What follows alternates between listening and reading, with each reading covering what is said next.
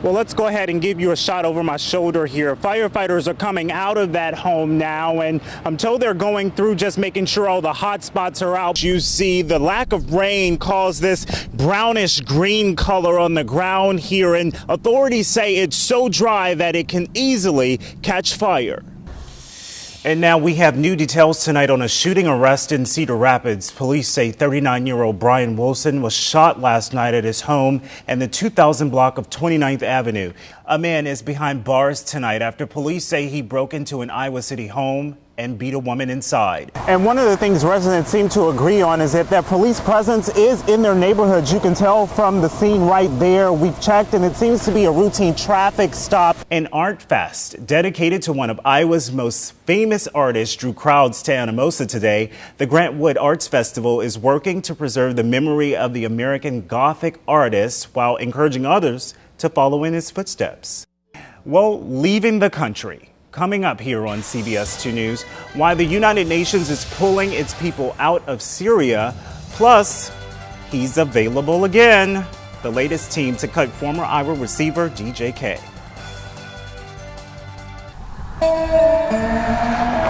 Tucked deep in Iowa's flatland, among the barns and fields,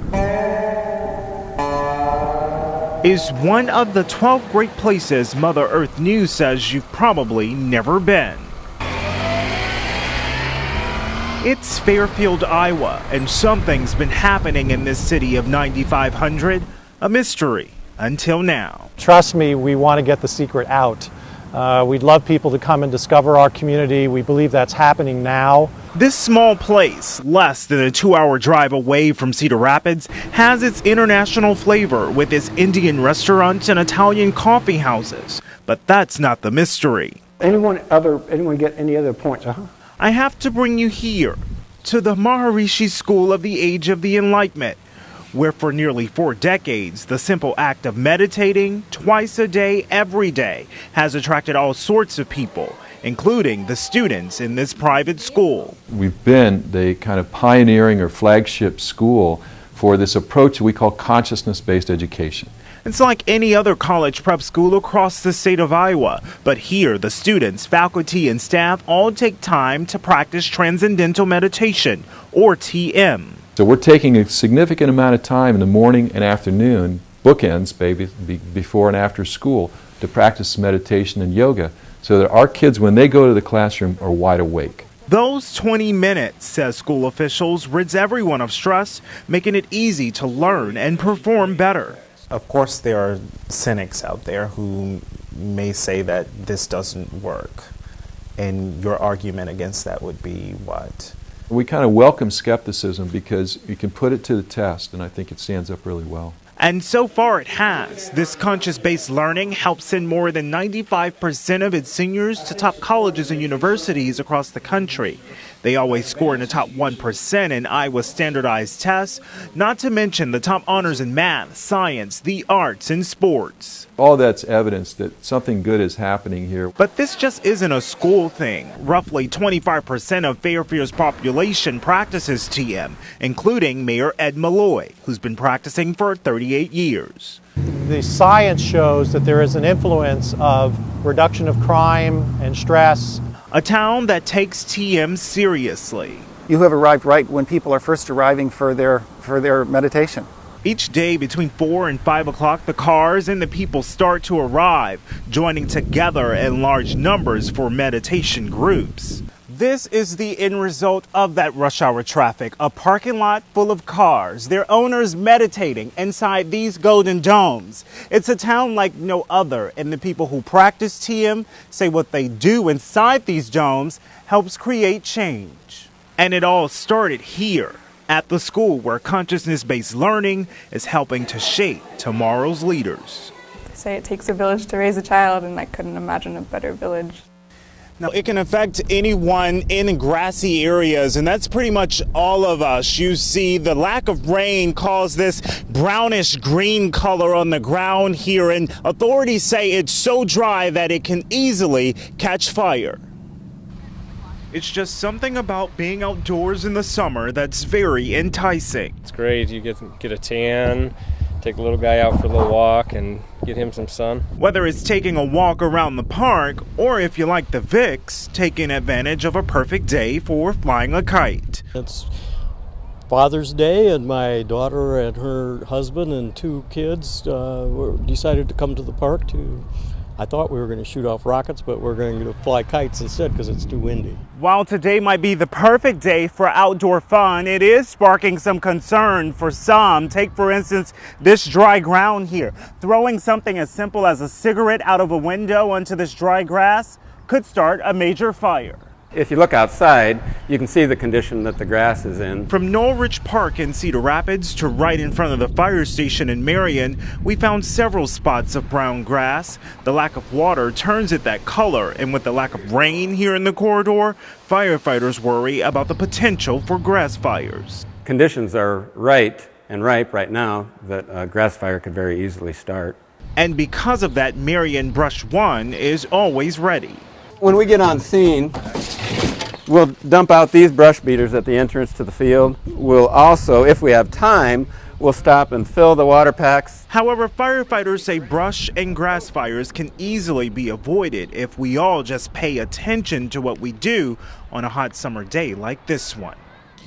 And one other thing to take note, if there is a drought warning issued, you should understand the proper procedure and policy for controlled burn in your area if that is something you are allowed to do. Covering the corridor tonight in Cedar Rapids, Kelsey Minor, CBS 2 News. Well, good evening. The Blackwell family and the Stop the Violence organizers met here in the Czech Village tonight, and they have a goal. They say they want to raise awareness on the violence here and create change, and they plan to do so through a movement.